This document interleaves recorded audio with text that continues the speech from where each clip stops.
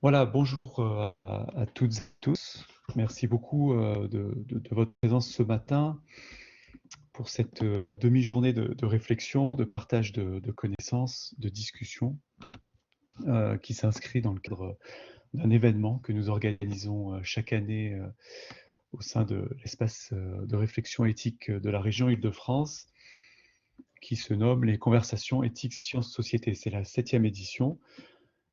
C'est un moment que nous voulons habituellement plutôt convivial et très partagé, mais évidemment, le dispositif visioconférence qui nous est contraint cette année ne permet pas forcément ça, raison pour laquelle nous avons réduit à une demi-journée. J'espère que les discussions seront tout de même voilà, fertiles à la suite de chaque intervention, puisque le but de ces conversations, c'est à un moment donné aussi de discuter. On aborde toujours des thèmes très transversaux, hein. Pour vous donner une idée, nous avons, à l'occasion des 7 dernières éditions, abordé la question du progrès, par exemple, voilà, en interrogeant l'ambivalence de cette notion à l'heure actuelle. Nous avons travaillé la question des générations futures et notamment des responsabilités vis-à-vis des générations futures. Nous avons également, en 2019, travaillé la question de l'éthique des savoirs, et notamment dans la dimension démocratique du partage des savoirs, qui est devenue d'actualité avec la pandémie, puisque le mouvement pour une science plus ouverte, ce qu'on appelle l'open science, a montré toutes ses potentialités pendant cette crise-là. Voilà. Cette année, nous avons choisi d'aborder la question, le thème de la santé globale. Voilà. Alors, sur ce thème-là, voilà. Sur ce thème-là, il y a énormément de choses à dire, hein. À bien des égards, la crise pandémique que nous vivons, hein, nous ne pouvons pas dire que nous avons vécu, puisque nous sommes encore dedans, euh, est venue, cette crise, bousculer nos certitudes, interroger les fondements même de nos actions, hein. Et parmi eux, les fondements éthiques de nos actions, avec des questions qui se sont imposées à nous. De qui, finalement, devons-nous prendre soin lorsque les vulnérabilités sont multiples et imbriquées? Vulnérabilité de son prochain, mais aussi vulnérabilité de nos écosystèmes, vulnérabilité de nos systèmes économiques, vulnérabilité aussi intergénérationnelle. Que veut dire finalement prendre soin lorsque tout s'effondre autour de nous ou quand la certitude d'une crise écologique, une crise écologique sans précédent, se rend chaque jour toujours plus évidente? En deçà ou au-delà du soin, finalement, qu'en est-il de la santé? Ce concept est partout, vous en avez tous fait le constat. Il est omniprésent. La visée principale de nos existences pour certains, la préoccupation publique et politique d'excellence pour d'autres. La santé serait tout, mais de quoi parle-t-on finalement lorsque l'on fait de la santé le tout de nos existences? De quelle santé? À quelle échelle? Et pour qui? La crise pandémique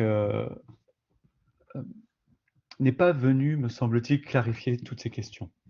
Elle les a même un peu opacifiées. Mais ce qui est certain, c'est qu'elle a rendu plus nécessaire la réflexion collective et ouverte pour essayer d'y répondre.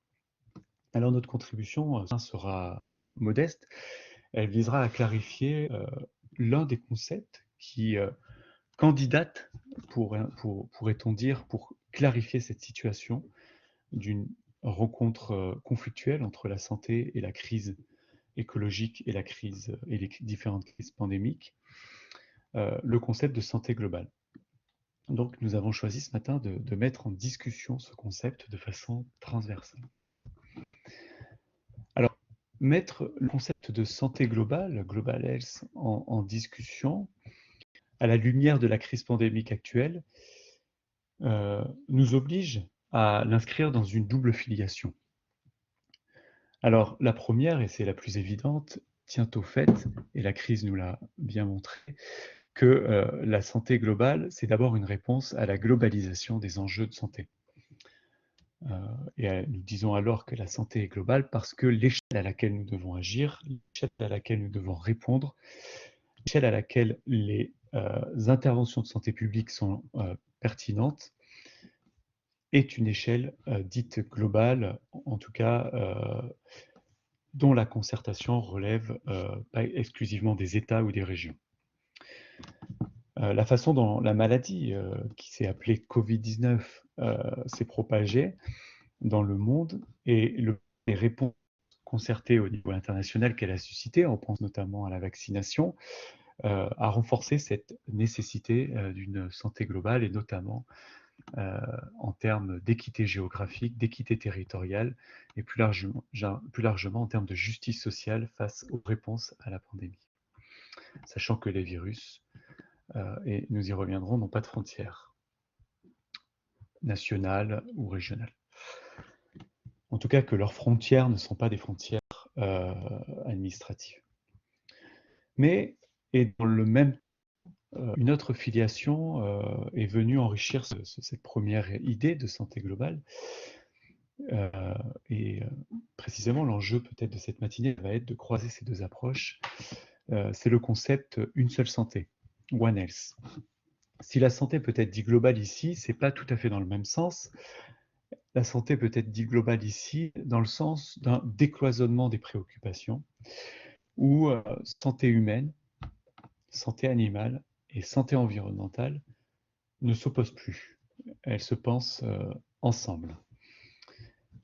Nous l'avons vu en marge des discussions plutôt curatives ou on va dire de réponse à l'urgence liée aux mesures barrières, aux gestes barrières, comme nous avons dit, aux stratégies thérapeutiques ou aux stratégies de vaccination. En marge de toutes ces discussions, nous avons vu émerger une préoccupation, me semble-t-il, plus transversale, plus anticipatrice, d'une certaine façon plus prospective, autour des liens entre enjeux sanitaires et enjeux écologiques. Il a été rappelé à cette occasion que 75% des maladies infectieuses émergentes chez l'humain proviennent du monde animal. Qu'il existe un lien étroit, systémique, entre pandémie, maladies infectieuses, liées à des maladies infectieuses notamment, et dégradation des écosystèmes, entre la hausse du nombre d'épidémies et perte de diversité, ou la mutation industrielle et productiviste de l'élevage dans le monde. Il a été rappelé aussi à l'occasion de cette crise, à la marge certes, mais de façon très forte, qu'il était devenu nécessaire de documenter et de comprendre les liens entre santé et biodiversité. Et en ce sens, un certain nombre de voix se sont élevées, et ces voix seront représentées ce matin, pour exiger que la science, la recherche scientifique s'occupe de façon sérieuse de la question des zoonoses, qui est déjà le cas, et la première intervention de Serge Morand va nous le démontrer, mais s'occupe vraiment sérieusement et de façon transversale, mettre les moyens au niveau international sur l'étude des zoonoses, sur les origines animales des épidémies, pour ne pas négliger cette dimension des crises pandémiques que nous vivons. Voilà, il s'agit donc de se rendre plus attentif, comme nous le propose Frédéric Keck, aux signaux d'alerte, à tous les signaux d'alerte. Il s'agit de faire plus d'efforts pour une conception de la santé transversale, générique, décloisonnante, qui intègre les écosystèmes, les végétaux, les animaux, les humains, dans une approche intégrée de la santé. Une approche intégrée où, et il est important, il me semble-t-il, de rappeler, où le global, ce que l'on appelle le global, ne s'oppose pas au local, ne s'oppose pas aux situations, ne s'oppose pas à la particularité des contextes, car il faut toujours, et en éthique, c'est d'une première importance de considérer les situations particulières, les contextes locaux. Voilà, essayer de travailler ce concept de santé globale sans qu'il s'impose aux situations et aux contextes locaux qui doivent être pris en compte. Bref, c'est tout l'enjeu finalement d'une justice sociale qui permette de relever le défi d'une rencontre devenue pré-catastrophique entre crise pandémique et crise écologique. Et en cela, il nous semble que le concept de santé globale doit être et doit devenir un enjeu qui est indissociablement scientifique, éthique et politique. Alors, de nombreuses questions se posent à nous lorsque l'on a posé finalement cette façon d'appréhender le problème, des questions dont on va essayer ce matin, grâce à nos 4 intervenants, de répondre. Sur le terrain scientifique d'abord, la question qu'on va essayer de poser, et dont la première intervention, Serge Morand va donner quelques pistes de réponse, c'est finalement comment faire vivre un véritable pluralisme scientifique. Comment ne pas fermer des voies de recherche? Comment la science, finalement, peut être une science qui prenne en compte le caractère multidimensionnel des problèmes et n'oppose plus, par exemple, les sciences fondamentales aux sciences humaines et sociales, n'oppose plus le curatif et le préventif, n'oppose plus le local et le global. Comment on peut faire vivre finalement une véritable science plurielle et impliquée au XXIe siècle? C'est un défi qui nous semble très important.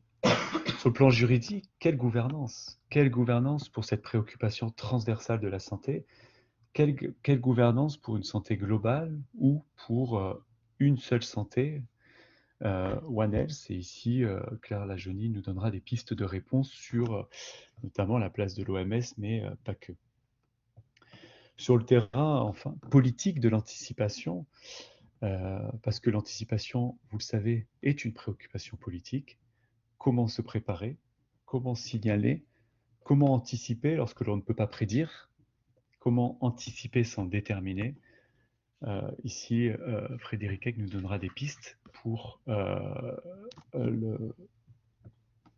ce changement finalement de paradigme que nous avons à opérer dans notre éthique politique de l'anticipation.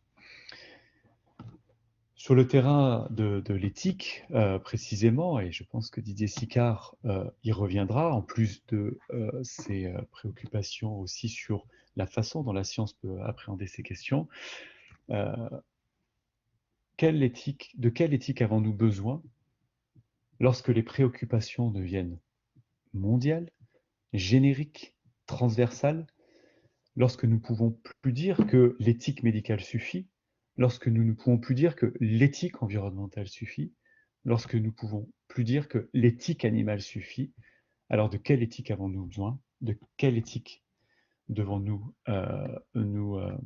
à quelle éthique devons-nous nous référer? Y a-t-il une refondation finalement de l'éthique à opérer face aux nouvelles crises pandémiques et écologiques? C'est toute la question qui sera en fil rouge des 4 interventions de cette matinée. Donc beaucoup de questions, quelques réponses seront données, mais surtout, voilà, une invitation à la réflexion collective que nous lançons avec cette matinée, avec nos intervenants. C'est l'état d'esprit de l'espace éthique Île-de-France, c'est aussi l'état d'esprit du laboratoire de recherche que je dirige, qui co-organise cette matinée, hein, le laboratoire de recherche en éthique et en épistémologie de l'université Paris-Saclay. Voilà, qui vise à mettre véritablement en discussion ces questions de façon générique, de façon transversale, pour que chaque discipline, chaque savoir, chaque acteur puisse y contribuer de façon à enrichir nos perspectives communes. Alors, je vais présenter rapidement nos 4 intervenants avant de donner la parole au premier, Serge Morand. 4 intervenants avec des profils différents, hein, c'est l'objet, c'est vraiment la marque de fabrique des conversations éthiques, sciences et société.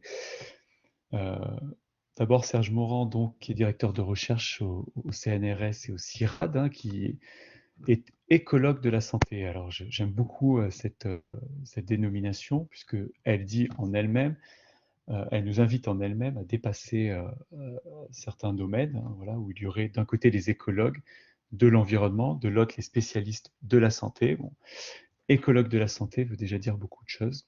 Serge Morand a une place très importante et continue à avoir une place très importante dans la compréhension de la crise pandémique, puisque c'est un spécialiste de l'écologie évolutive, notamment dans la transmission des maladies infectieuses. Il est l'auteur de nombreux livres, et notamment et dernièrement l'excellent livre que je vous conseille tous, L'homme, la faune sauvage et la peste, qui a été édité chez Fayard, et en 2016 avant, un livre aussi tout à fait passionnant, La prochaine peste, une histoire globale des maladies infectieuses. Serge Morand est au cœur du cyclone puisqu'il se trouve actuellement à Bangkok et est un observateur privilégié de ces crises infectieuses dont une partie, en tout cas, prend naissance dans cette partie du monde. En deuxième intervention de cette matinée, nous accueillerons Claire Lajonie, qui est juriste, hein, donc la question du droit, je l'ai rappelé, est très importante sur ces questions, hein, juriste de droit public au laboratoire Population, Environnement et Développement de l'IRD à Marseille, spécialisé en environnement, et qui travaille précisément sur le droit de la biodiversité et de la santé, et sur une conceptualisation, un encadrement de ces approches One Health notamment. En troisième partie et qui a travaillé en collaboration avec Serge Morand et notamment coédité un certain nombre de livres dont la bibliographie sera rappelée à l'occasion des mentions de ce matin. En troisième intervention, nous avons le plaisir d'accueillir Didier Sicard, que pour un certain nombre d'entre vous, vous connaissez, je pense aussi très bien, qui est aujourd'hui professeur de médecine à l'université Paris-Descartes, qui a été connu aussi pour être un excellent et vif président du Comité consultatif national d'éthique. C'est un compagnon de route de longues années de l'espace éthique Île-de-France. Et Didier Sicard a eu une parole importante, forte, sur la place publique, dans le débat public à l'occasion de cette crise pandémique.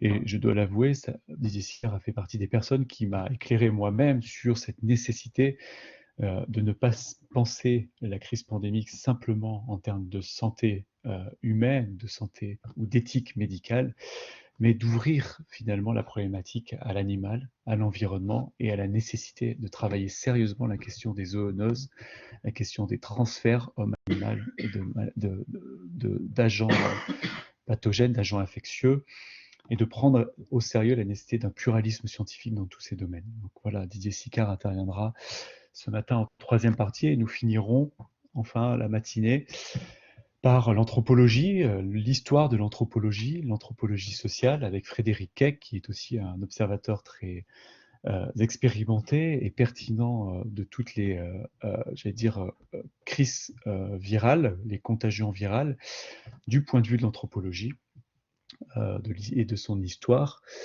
Voilà, Frédéric Keck, qui est aussi un observateur privilégié puisque l'un de ses terrains est aussi l'Asie, et il est l'auteur de nombreux livres sur la question, dont l'un des derniers qui s'appelle Signaux d'alerte, contagion virale, justice sociale, crise environnementale, où l'on comprend en lisant ce livre qu'effectivement, nous devons repenser notre éthique de l'anticipation pour être attentif à des signaux qui soient plus transversaux et qui touchent ces trois domaines, que sont le domaine de la contagion virale, de la justice sociale et des crises environnementales. Voilà pour le programme. Voilà pour les questionnements, voilà pour l'état d'esprit de cette matinée. Au niveau technique, la discussion s'organisera principalement grâce au chat de discussion qui est à votre disposition.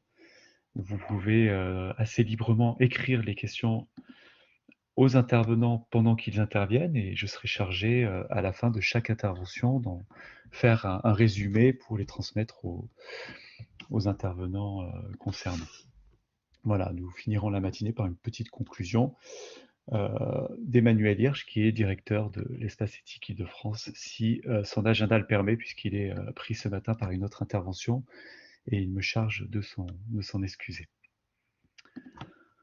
Voilà, sans trop tarder, puisque nous sommes à l'heure, il est 9h30, je vais tout de suite passer donc la parole à Serge Morand, partager son fichier, et me mettre dans une écoute très attentive de son propos. À vous, Serge Morand.